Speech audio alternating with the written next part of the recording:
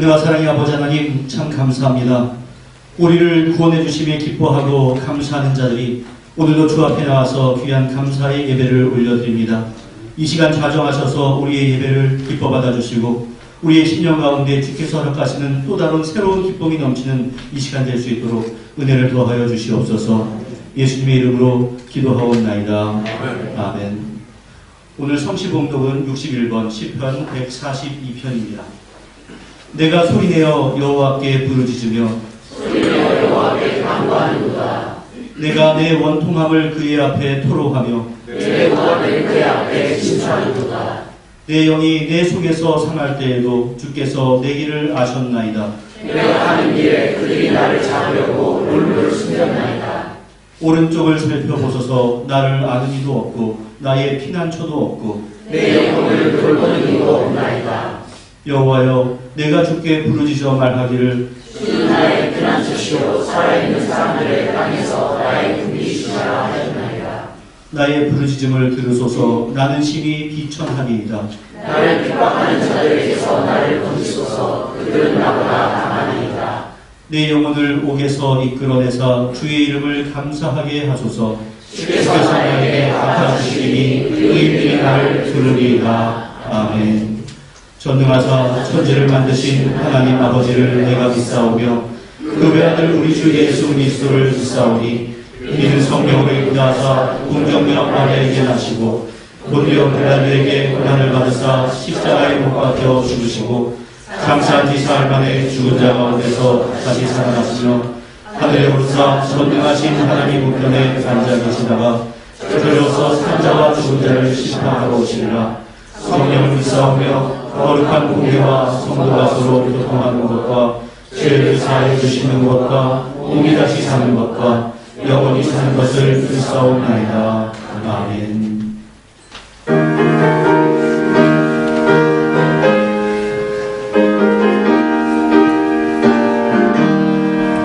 예수가 함께 계시니 시온이 오라더네 기쁨의 근원 되시는 예수 위에 사시다. 날마다 주를 섬기며 언제나 주를 드리고 그 사랑 안에 살면서 딴 길로 가지 마시라. 이 세상 사는 동안에 주의 음성만 하면서 무한한 뭔가 주시는 예수를 위해 사시라. 날마다 주를 섬기며 언제나 주를 드리고 그 사랑 안에 살면서 딴 길로 가지 마시라. 이 세상 친구 없어도 예수는 나의 친구니 불의한 일을 버리고 예수를 위해 삽시다. 날마다 주를 섬기며 언제나 주를 드리고 그 사랑 안에 살면서 딴 길로 가지 맙시다. 주께서 심판하시되 자는 다 진짜하리니 이런 상급받고 예수를 위해 삽시다. 날마다 주를 섬기며 언제나 주를 드리고 그 사랑 안에 살면서 딴 길로 가지 맙시다.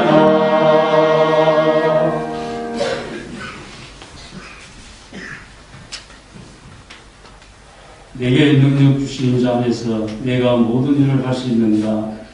어제나 오늘이나 동일하시고 언제나 항상 선하심을 도우시고 인도하시는 전능하신 사랑의 하나님 아버지, 주님의 이름을 거룩히 여겨 영과 진리로 예배드리고자 하오니 기쁘게 받아주시고 저희들이 연약하고 부족한 부분들을 예수 그리스도의 이름으로 채워주셔서 오직 하나님 아버지의 이름이 거룩히 여겨지고 주님의 이름만이 높여지는 예배가 되게 하여 주시옵소서. 하나님의 나라가 이루어지는 것은 하나님의 말씀과 하나님의 뜻에 순종하며 살아가는 것임을 알게 하신 요 하나님 아버지, 그러나 저희들은 이런저런 핑계를 대며 하나님의 뜻보다는 내 뜻이 이루어질 수 있도록 고집을 앞세워 살아왔던 지난날을 회개하오니 주여 용서하여 주시옵소서. 이 시간 저희들은 주님의 말씀이 그리워서 주님 전에 나와사오니 사랑하는 성도들, 오늘 이 예배를 통하여 순종함으로 하나님의 나라가 이루어지는 큰 축복을 허락하여 주시옵소서. 참 좋으신 주님, 저희들은 주님의 은혜가 아니면 한시라도 살아갈 수 없는 존재라는 것을 이 시간 고백하오니 믿음으로 간구하는 저희들을 긍휼히 여겨 주시옵소서. 특별히 목사님 비롯하여 성도들 모두가 영과 육이 강건케 하셔서 활력이 넘치는 삶을 살아갈 수 있도록 주여 복내려 주시옵소서. 참 좋으신 주님, 세상이 코로나19 바이러스로 말미암아 두려움과 상당히 어려움에 처해 있사오니 믿음의 눈으로 주님의 뜻이 무엇인지 분명케 하셔서 혼란과 위기에 가득한 이 시대에 빛과 소금의 역할을 잘 감당하는 참 그리스도인이 되게 하여 주시기를 원합니다. 하루빨리 코로나19가 종식되게 하여 주시옵소서. 무엇보다 원하옵기는 치료에 예방되는 백신을 하루빨리 개발할 수 있도록 연구하는 모든 연구자들에게 지혜와 명철을 허락해 주시옵소서. 사랑의 하나님 아버지, 원하옵기는 사랑하는 성도와 가족이 건강이 좋지 않아 기도하는 성도가 있사오니 모든 병을 치료하시는 살아계신 여호와 하나님께서 건강이 좋지 않아 힘들어하는 이들을 기억하시사 주님의 피 묻은 구원의 손길로 만져주셔서 깨끗이 완쾌 되게 주님 도와주시옵소서. 아픈 이들을 간호하는 가족들을 기억하시고 건강 지켜주시기를 원합니다. 특별히 아픈 이들을 위해 기도하는 목사님과 온 성도들의 간구가 하늘나라에 상달되어서 응답하시고 속히 깨끗이 낫게 하여 주시옵소서.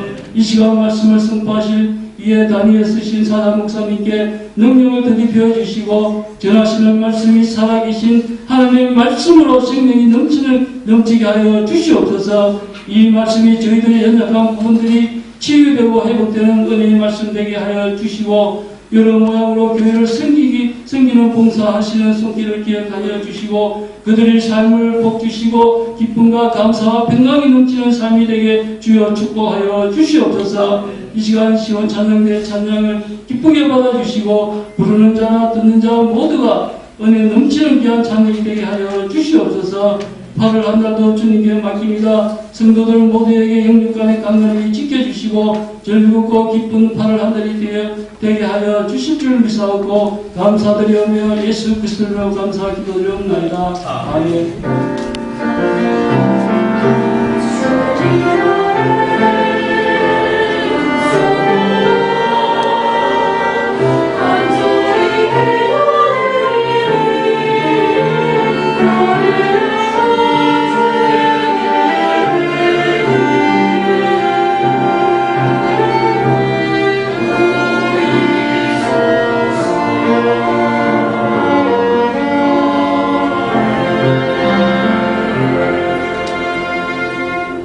오늘 우리에게 허락하신 하나님의 말씀은 구약성경 여호수아서 6장 22절부터 25절까지의 말씀입니다. 여호수아 6장 22절부터 25절까지의 말씀 우리가 교독하겠습니다. 여호수아가 그 땅을 정탐한 두 사람에게 이르되 그 기생의 집에 들어가서 너희가 그 여인에게 맹세한 대로 그와 그에게 속한 모든 것을 이끌어내라 하매 정탐하는 자들이 들어가서 나아가 그의 부모와 그의 형제와 그에게 속한 모든 것을 이끌어내고 또 그의 친족도 다 이끌어내어 그를 이스라엘에 지정하게 했고 우리가 그 성과 그 가운데에 있는 모든 것을 불로 살고 은, 금과 동철 기구는 여호와의 집 곳간에 두었더라. 여호수아가 기생 라합과 그의 아버지의 가족과 그에게 속한 모든 것을 살리셨으므로 그가 오늘까지 이스라엘 중에 거주하였으니 이는 여호수아가 여리고를 정탐하려고 보낸 사자들을 숨겼음이었더라. 아멘.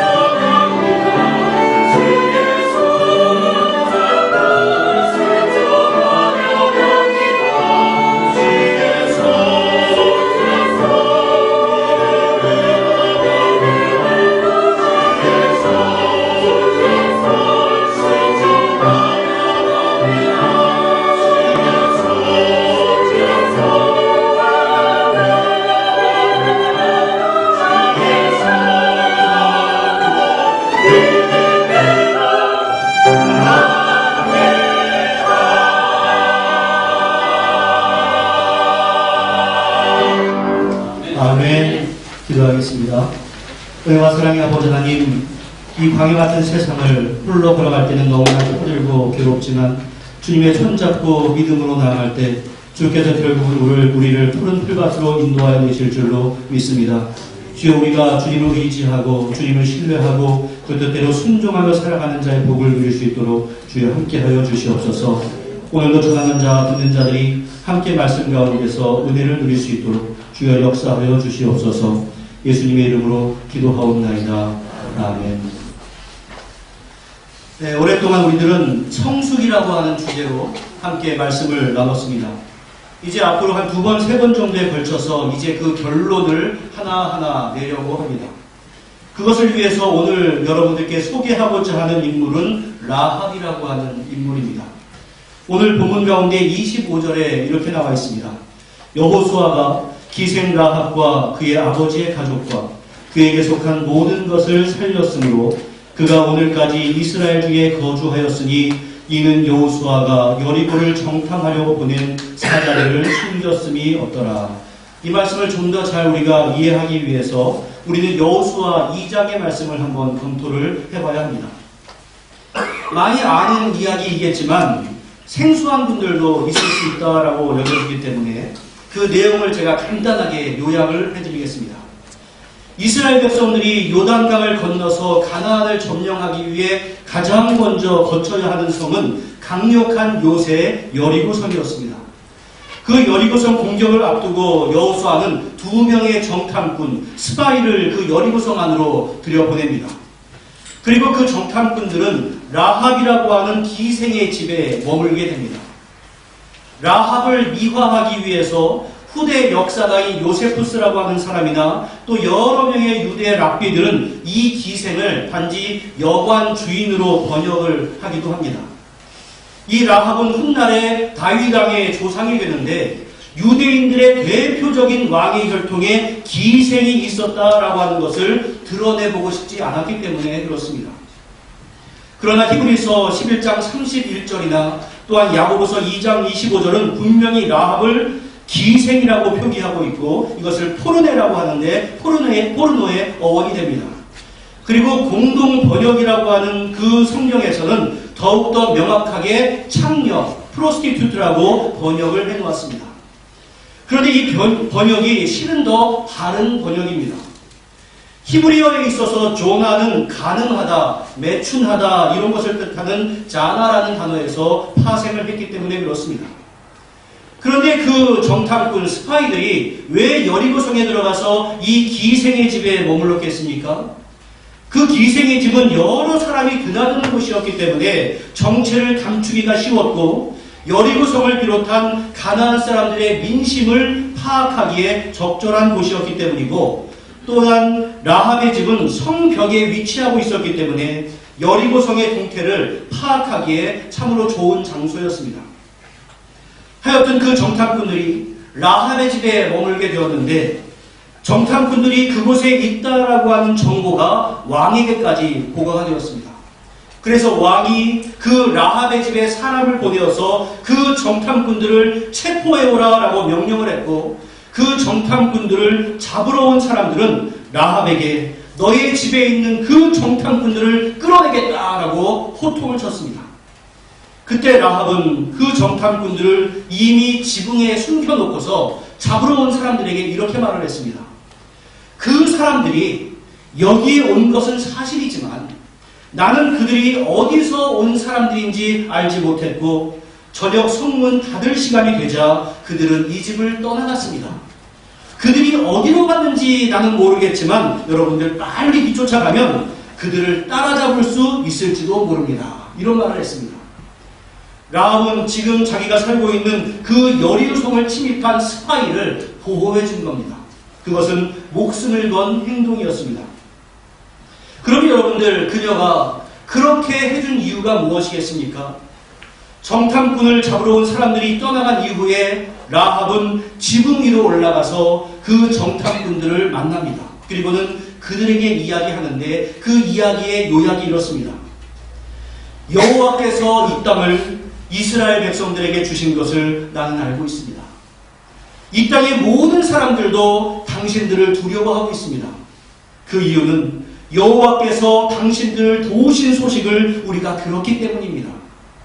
우리는 당신들이 이집트에서 나올 때 홍해의 물을 마르게 하셨다라는 소리도 들었고 당신들이 요단강 동편 광야에 있을 때 여러 나라들을 무찌른 것도 알고 있습니다. 그래서 나와 이 성의 사람들은 당신들과 싸우는 것을 두려워하고 있습니다.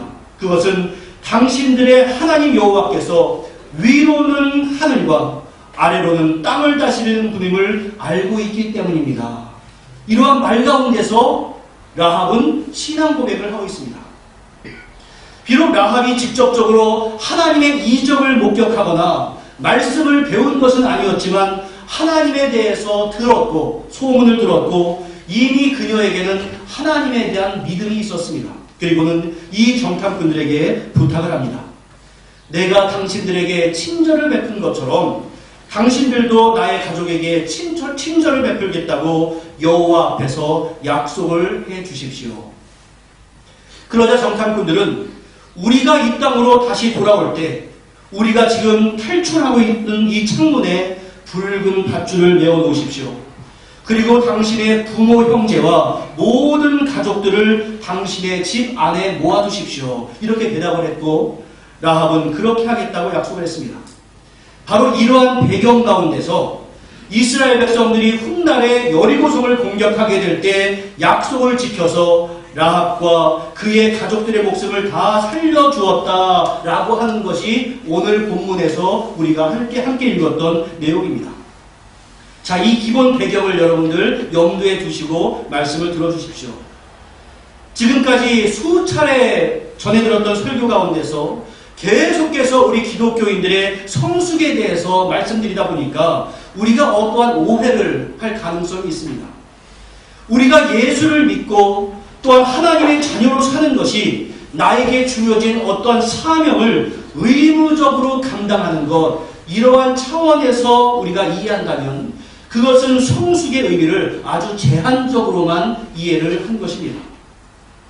우리가 신자로서 성숙을 위해서 살아간다라고 하는 것은 그러한 책임감과 의무감을 넘어서서 바로 그러한 삶이 나의 기쁨이고 나의 자랑거리가 되고 더 나아가서 내가 하고 싶은 일이다라고 하는 일도 포함이 되어 있습니다.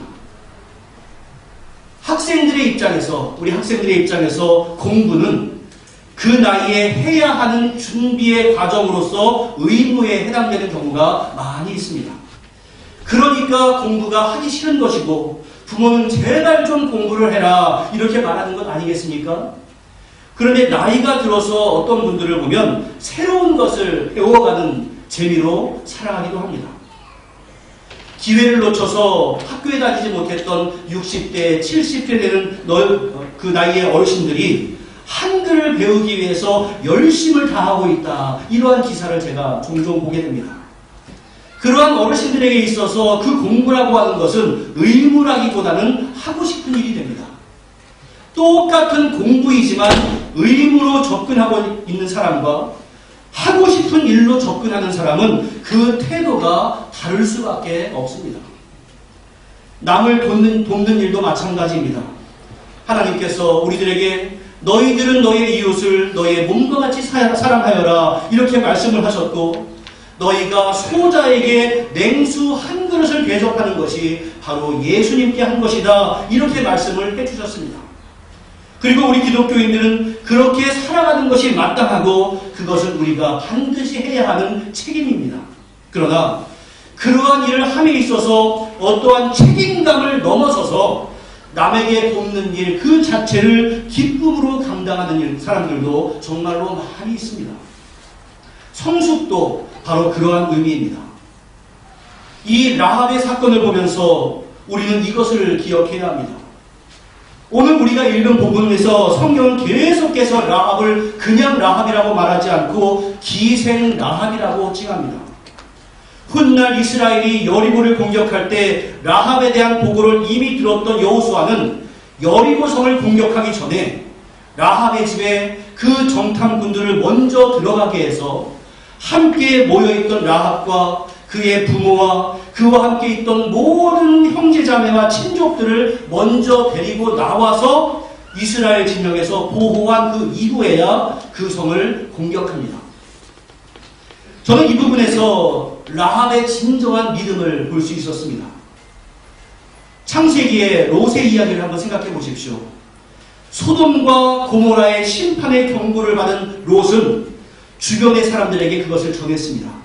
그러나 그의 사위조차도 롯의 말을 농담으로 알아들었다가 생명을 잃게 되었고 더 나아가서 롯의 아내마저도 소돔과 고모라를 탈출하다가 소금 기둥으로 변하게 됩니다.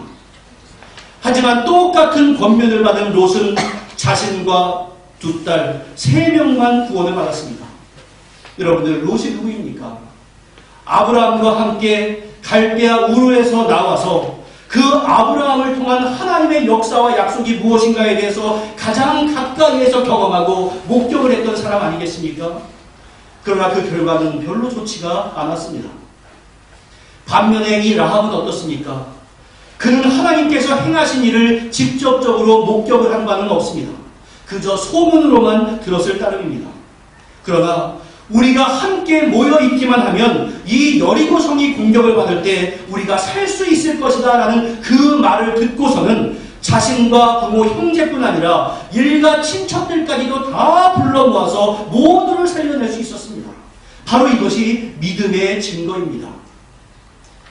하나님께서 하나님에 대한 믿음이 라합을 구원했다라고 하는 것은 우리들의 구원과도 정말로 유사합니다. 성경이 구원받지 못한 사람들을 가리켜 쓰는 단어가 무엇인가 하면 죄인입니다.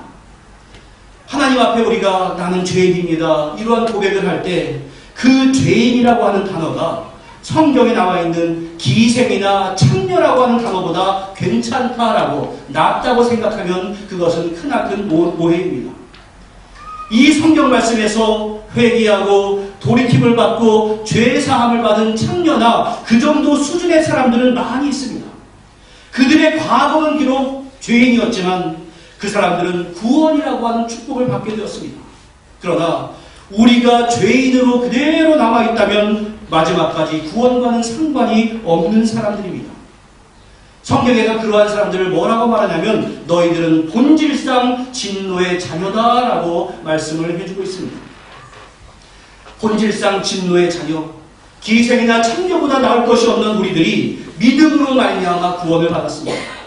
그것 또한 기생 라합 이상으로 극적인 은혜입니다. 이 자리에 여러분들이 나와서 앉아있는 것이 얼마나 크고 놀라운 은혜인지 모릅니다. 그런데 지금 성경이 그러한 라합에 대해서 묘사할 때 라합이 그러한 믿음으로 말미암아 목숨을 구했다라고 끝내지 않고 저기 말씀을 보면 그가 오늘날까지 이스라엘 중에 거주하였으니 라는 말을 굳이 붙이는 것을 우리가 주목을 해야 합니다. 여기서 오늘날까지 이스라엘 중에 거주하였느니라 라고 하는 말이 의미하는 것은 이스라엘 백성들이 여리고성을 정복할 때까지만 살아남았다 이 말이 아니라 그때 가족이 함께 목숨을 구할 수 있었고 이스라엘의 보호를 받은 후에 훗날에 언제인지는 모르지만 이스라엘이 안정되고 가나안에 정착하고 여호수아서가 기록될 그 당시까지도 이스라엘 백성들과 함께 행복하게 살고 있었다라는 의미를 내포하고 있는 겁니다. 여러분들, 구원을 얻었다라고 하는 것은 내가 구원받았습니다라고 하는 구원 그 자체도 의미가 있지만 구원을 받은 그 다음에도 큰 의미입니다. 라합이 이스라엘 민족 가운데 거주하면서 포로 생활하며 고생하며 살았다라고 되어 있으면 그가 구원받은 것이 무슨 의미가 있겠습니까?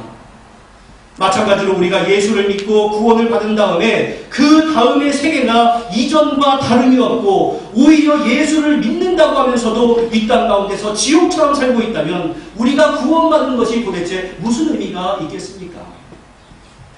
구원을 받았다는 사람들이 내가 어떻게 하나님의 구원받은 백성이 되었는가 이것에 대해서 간증하는 것도 귀한 일입니다. 하지만 거기서 멈춰서는 아니 됩니다. 그 구원을 받은 후에 나와 나의 가족이 무엇이 달라졌는가에 대해서 자랑할 수 있어야 합니다.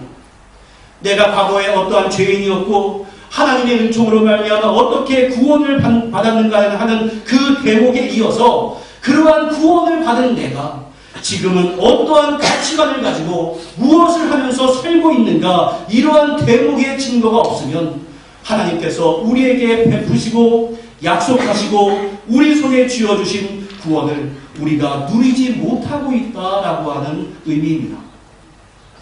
여기서 우리가 오늘 본문의 말씀을 좀 참고하기 위해서 룻기 4장 16절과 17절의 말씀도 읽어보겠습니다. 같이 한번 읽어봅니다. 시작. 나오미가 아들을 받아 품에 품고 그의 양육자가 되니 그의 이웃 여인들이 그에게 이름을 주어주되 나오미에게 아들이 태어났다 하여 그의 이름을 오벳이라 하였는데 그는 다윗의 아버지인 이새의 아버지였더라. 여러분들 제가 좀 이 설명을 좀 해야 할 것 같습니다. 출애굽기는 이스라엘 백성들이 출애굽한 광야의 여정입니다.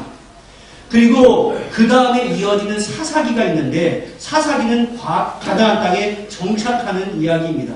그리고 그 다음에 이어지는 열왕기상과 열왕기하는 그 다음에 왕이 생기고서 어떻게 이어지는가 그러한 이야기인데 룻기는 그 사사시대와 동일한 시대를 담고 있는 그러한 스토리를 말합니다. 그러니까 다시 말씀드려서 룻기의 배경은 가나안 정복을 다 한 이후의 사사시대와 동일한 시대입니다.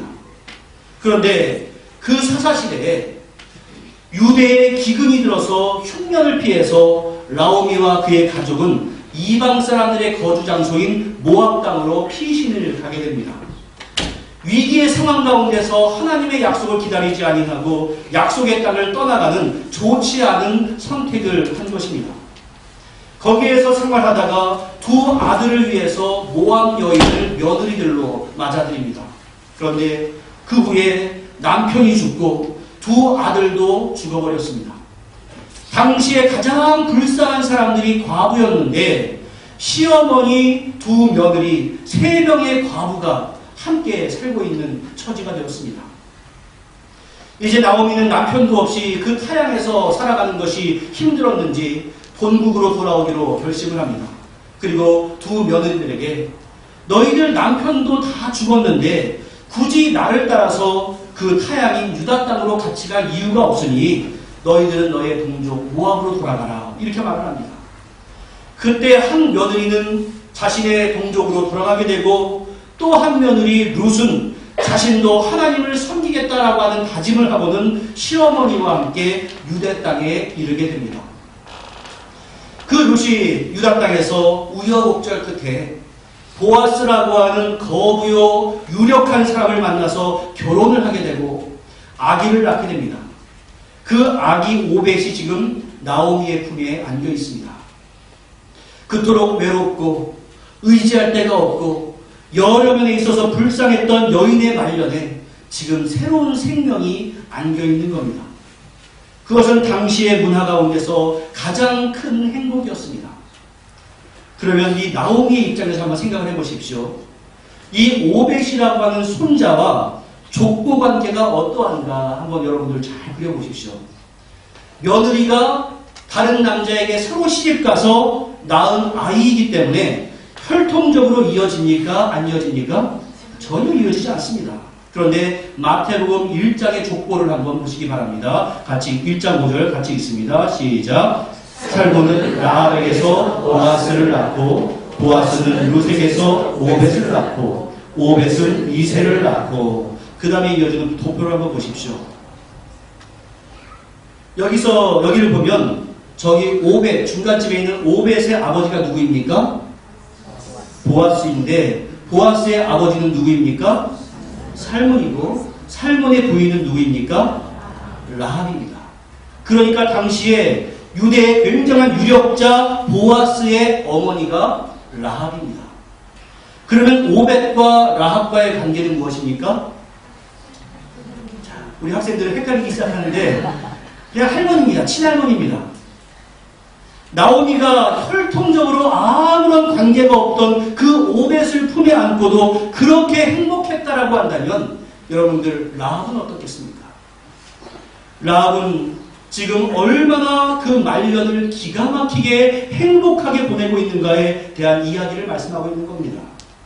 나오미가 그 족보에도 맞지 않는 손자를 안고서 말년을 기쁘게 보내는 것을 그 이웃의 많은 사람들이 부러워했다면 라합의 경우는 문자로 다 표현하지 못할 정도로 기쁨을 누렸을 것이다 라고 하는 것은 당연하게 상상을 해볼 수 있습니다. 보아스는 거부였습니다. 당시에는 땅을 많이 가진 사람이 부자였습니다. 이스라엘 백성들은 땅을 가문별로 나눠 가졌습니다. 그리고 그 가문의 후손들이 땅을 유산으로 받습니다. 그래서 어떤 사람이 땅이 많은 부자다라고 하는 것은 자수성가를 한 부자가 아니라 그 선조가 부자다라는 의미입니다. 다시 말해서 보아스가 땅 부자였다는 말은 그 그의 아버지이자 라합의 남편인 살몬이 부자였다라는 뜻입니다. 라합의 기준을 한번 보십시오.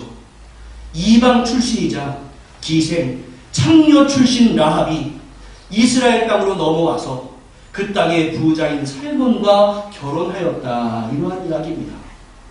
그러한 가문의 이방인 기생이 시집을 갈 수 있었다는 이야기를 성경이 왜 이야기를 하고 있는가 한번 주목해 보십시오. 하나님을 믿음으로 말미암아 이스라엘의 정탐꾼들을 도와준 결과 기생의 신분으로 저주받은 이방 땅에 거주하던 그 이방 여인이 하나님의 백성이 되었다라고 하는 것은 크나큰 은혜입니다. 마치 우리가 죄의 땅에서 하나님의 백성이 되었다라고 하는 것과 동일한 의미입니다. 그런데 거기가 끝이 아니었습니다. 그녀가 이스라엘에 거주하게 된 것은 새로운 인생의 전환점이었습니다. 이제 바로 거기서부터 새로운 인생이 시작되었다라고 하는 것을 우리는 주목해야 합니다. 내가 이전에는 여리고성의 기생이었는데 이제 하나님의 백성에 들어가게 되었어. 단지 여기서만 끝낸 것이 아니다라는 뜻입니다. 우리 한국에는 좀 현대사적으로 너무나 아픈 역사들이 많이 있습니다. 우리 한국은 일제시대로부터 해방한 이후에 북한에는 공산 정권이 들어서게 되고 남한에는 그래도 자유로운 국가가 들어서게 됐습니다. 그래서 북한에 있는 많은 분들이 먹고 살기 위해서 남한으로 내려온 분도 있지만 신앙을 지키기 위해서 남한으로 넘어온 분들이 많이 있고 그러한 분들에 의해서 세워진 교회들도 정말로 많이 있습니다. 영락교회나 우리가 알만한 교회들이 대부분 많이 그렇습니다. 이제 그분들이 남한으로 내려와서 자녀들을 앞에 놓고 간증을 합니다. 우리 가족은 평양에서 신앙생활을 했는데 그 평양은 동방의 예루살렘이라고 할 정도로 너무나 좋은 곳이었어. 그런데 일제에서 해방된 이후에 북한의 공산 정권이 들어서게 되었어. 그때 교회에 얼마나 박해가 있었는지 몰라. 우리는 모든 것 다 버리고 신앙을 지키기 위해서 남한으로 내려왔어. 이렇게 부모가 간증을 합니다. 아이들이 그 간증을 들으면서 눈이 반짝반짝해져가지고 우리 부모님들은 참으로 좋은 신앙을 가졌었구나 이렇게 생각을 합니다. 그런데 부모님들이 살아가는 모습을 보니까 남한으로 내려온 보람이 전혀 느껴지지가 않습니다. 내가 북한에 있을 때는 이랬었는데 내가 전에는 이랬었는데 하면서 날마다 후회하는 것 같은 그러한 뉘앙스로 이야기를 합니다. 그래서 과거에 매달려 있고 그리고 우리 부모님의 하루하루의 삶의 모습 가운데 예수 믿는 사람의 가치관이나 삶의 열심이 전혀 느껴지지 않습니다. 그럴 때 내가 신앙을 지키기 위해서 남한으로 내려왔다라고 하는 그 간증이 무슨 의미가 있을 것이며 그러한 부모님들을 보면서 자녀들이 예수를 믿고 싶겠습니까? 모든 것 포기하고 신앙 지키기 위해서 내려왔다면 뭔가 부모의 자세가 달라야 하는 것을 보여주어야 자녀들이 야 예수 믿는 자의 창실력이 이거구나 라고 하면서 예수를 믿고 싶은 열망이 생기지 않겠습니까? 만약 우리의 간증거리를 그저 세상적인 차원의 시각으로만 보한다면 라합과 같은 극적인 이야기를 우리가 할 수 없을지도 모릅니다. 그러나 우리는 예수를 믿음으로 말미암아 은혜의 보좌 앞에 담대히 나아갈 수 있는 사람들이 되었습니다. 그리고 그것으로 말미암아 예수의 이름을 가지고 무엇이든지 구할 수 있는 존재들이 되었습니다. 그리고 졸지도 아니하시고 주무시지도 아니하시는 그 하나님, 우리의 머리카락까지 세시는 하나님께서 우리를 지키시고 인도하십니다. 그것을 우리가 믿는다면 나는 어떤 환경 가운데서도 그것을 믿음으로 나아갑니다. 그것이 우리의 자랑거리가 되어야 하지 않겠습니까? 여러분들이 예수를 영접하고 믿은 후에 꺼내놓을 것이 무엇이 있겠습니까? 나는 그리스도 예수를 나의 주로 믿어서 구원을 받았습니다. 여기가 끝이 아니라 그 믿음을 가진 자로서 어떻게 살아갔는가가 세상 가운데 드러날 수 있어야 합니다. 바로 그것을 저는 신앙인의 성숙이라고 말씀을 드리고 싶습니다.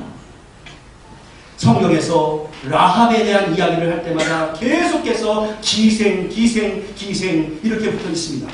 그러나 기생이라고 하는 명칭을 붙일 수 없는 곳이 있는데 그곳이 어딘가 하면 조금 전에 우리가 함께 살폈던 마태복음 1장입니다. 마태복음 1장은 지루하게도 누가 누구를 낳고가 계속되는데 그것은 우리의 입장에선 별거 아니지만 그것이 왕의 족보이고 더 나아가서 예수님의 족보입니다. 왕의 족보를 쓰고 있는 마당에 거기에 기생을 붙일 수가 없었습니다. 그녀의 과거의 신분이 무엇이었는가는 핵심이 아니었기 때문에 그렇습니다. 지금 왕의 족보를 쓰고 있는 관점에서 과거에 그녀가 기생이었으면 어떻고 이방인이었으면 어떻습니까?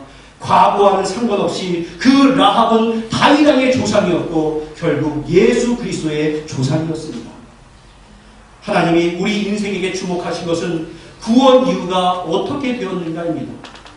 신앙적으로 성숙하여라 이러한 말씀은 여러분들에게 하나님께서 요구하시는 것을 죽도록 충성해라 이러한 사명감만을 요구하는 것이 아닙니다. 그것은 우리의 자랑거리입니다. 죽을 수밖에 없는 죄인이 하나님의 자녀가 되었으니 이제는 내가 가지고 있는 신앙인으로서 하나님의 자녀요 백성으로서의 정체성을 드러내는 겁니다. 비록 나는 부족하지만 예수님께서 재림하실 때 내가 그 예수님과 같은 거룩한 존재가 될 것이다 라고 하는 그러한 자부심과 스스로에 대한 정체성 때문에 오늘도 그 기대를 가지고 죄와 짝하지 아니하며 하루하루를 거룩하게 살아가는 것, 이것이 바로 성숙입니다.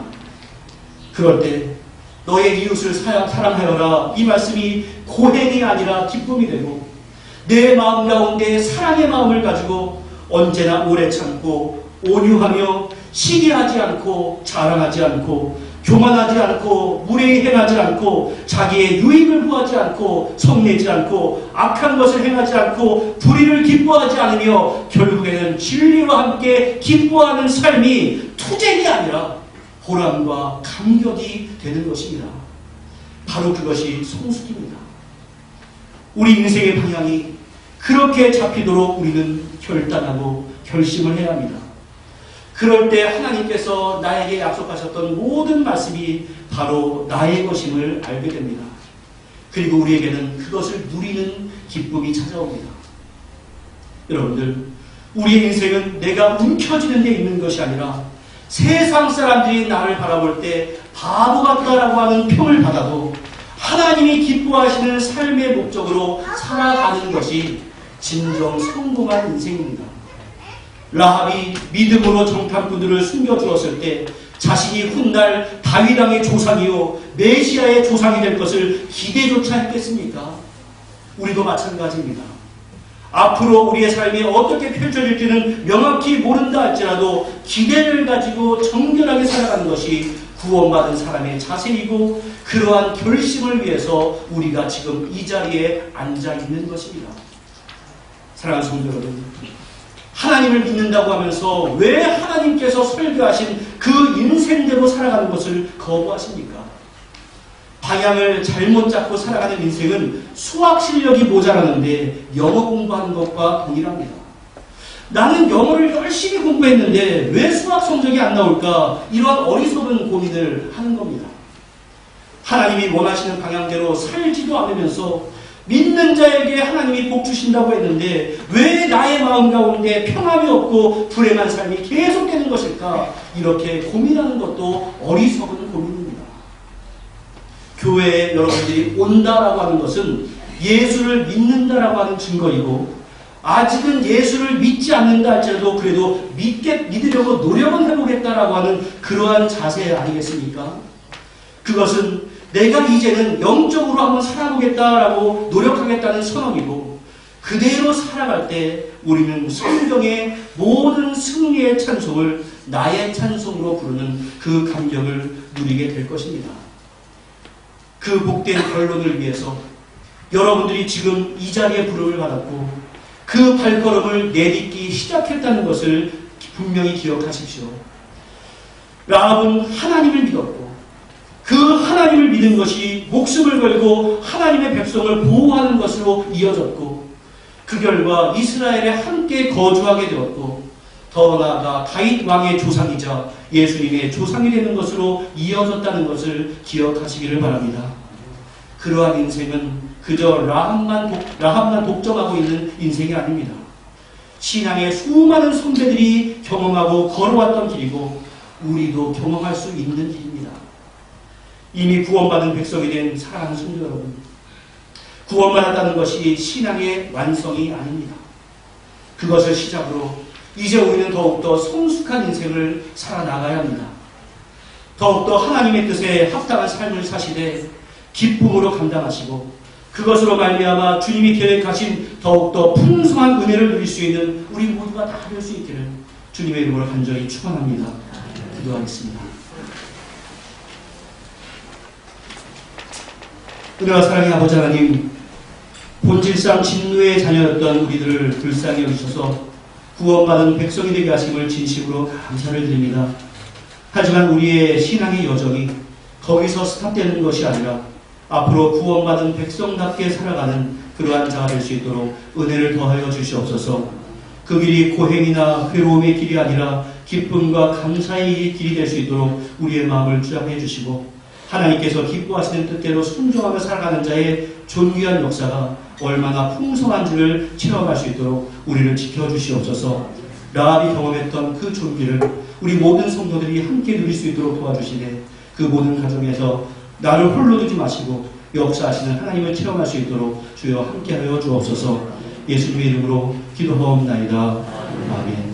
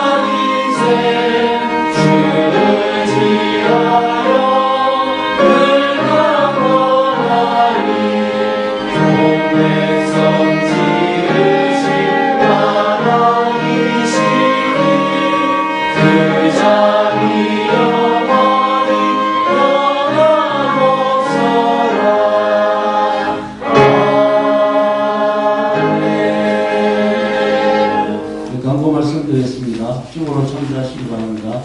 오늘 처음 오신 분이나 저기에 방문하신 모든 분께 주님의 이름으로 환영합니다. 또한 마음을 정하시는 대로 공동했으면 감사하겠습니다. 또한 선교 후원 방법입니다. 오늘 예배 후에 미얀마 신학생 선교 후원을 작정하신 분들은 유아실에서 잠시 모여주시기 바랍니다. 다음 주일 9일에 예배 후에는 선교위원회 회의가 있겠습니다.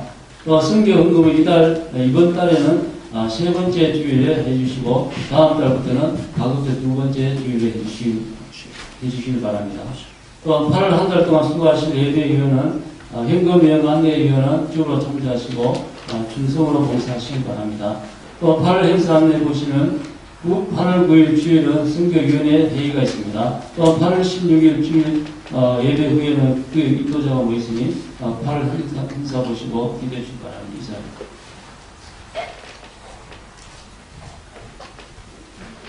제가 꽤 오래전에 한번 이제 우리 집사님들을 위해서 한번 말씀을 드린 바가 있는데, 우리 교회에서 이제 대표 기도할 때 저 찬송가 부르지 않습니까? 찬송가를 다 부르고 맨 마지막 한 줄 정도가 남아있을 때 미리 좀 앞에 오셔서 앉아 계셔서 이렇게 바로 일어났으면 좋겠어요. 자, 찬송 부르고 내려가면은 그제서야 자리에서 일어나가지고 또벅또벅 오셔가지고 한 다음에 부스럭부스럭 해가지고 시작하면은 예배가 좀 중단되잖아요. 그러니까 미리 다 준비하셔서 마지막 단 부를 때는 이 자리에 오셨다고 오늘 장로님처럼 하시면 됩니다. 자, 오늘 샘플이니까 이렇게 해주시면 되고, 여러분이 기도하겠습니다. 굳이 안 해도 기도하는 거 다 알고 있으니까 그냥 나오셔서 바로 기도하시면 될 겁니다. 여러분께서 그렇게 도와주시면 감사하겠습니다. 우리 감사의 제목 함께 나누겠습니다. 주님의 한없는 은혜에 감사합니다. 범사에 항상 감사드립니다. 이러한 감사의 제목들이 있었습니다. 그리고 이번 주 생일자가 있는데요. 생일자가 우리 오가영 청년 그리고 박예솔 청년. 네. 다 같이 박수로 하겠습니다.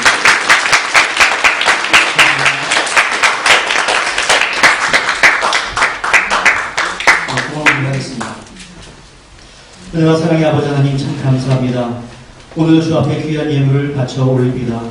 하나님께서 이 예물 가운데 함께 하시고 또 드리는 손길 가운데 은총을 더해 주시어서 하나님이 기뻐하시는 것에 마음껏 사용되는 거룩한 예물이 될 수 있도록 은혜를 더하시고 또 우리 모든 성도들의 가정 가운데서 경제적으로 어려움 당하지 않도록 은혜의 복을 더하여 주시옵소서. 예수님의 이름으로 기도하옵나이다. 아멘. 자, 자리에 일어나셔서 주변에 있는 분들과 함께 인사 나누고 반갑습니다. 평안하셨습니까? 네. 그리고 우리가 무리를 걷는 자의 가정으로 함께 참여하겠습니다.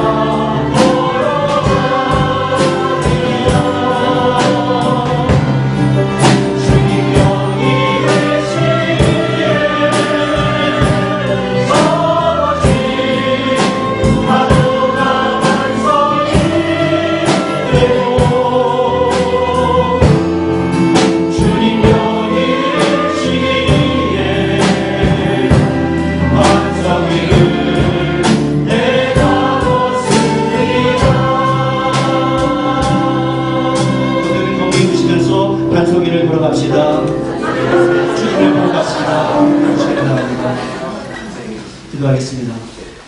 은혜와 사랑의 아버지 하나님, 우리의 인생길이 험한 파도가 치는 바다와 같다 할지라도 주님만 바라보고 나가는 그 길이 반석이 될 수 있음을 우리가 믿습니다. 베드로처럼 주님만 바라보고 가다가 또 주변을 흐트러보면서 물에 빠지는 자 되지 않게 하시며 오직 주님만 바라보고 나아가는 신앙의 용장들 다 될 수 있도록 은혜 가운데 함께하여 주시옵소서. 주님의 초대에 언제나 응답하는 자가 되게 하시고 주님의 부르심에 대해서 감사함으로 나아가는 자 될 수 있도록 도와주시고 주님이 붙잡아주시는 그 손의 풍성한 은총과 힘을 우리가 느끼며 살아가는 인생 되도록 주여 은혜 가운데 역사하여 주시옵소서.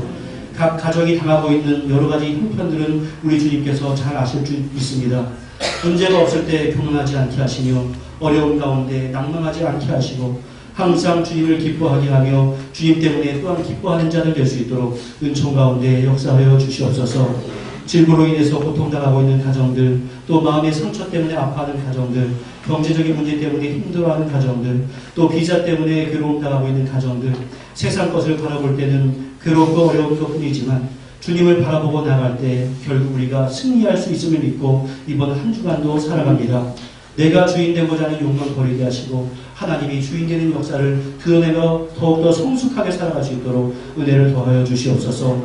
우리 오봉지 집사님 1차 항암을 마치고 또 교회 가운데서 만나게 하시니 은혜를 진심으로 감사를 드립니다.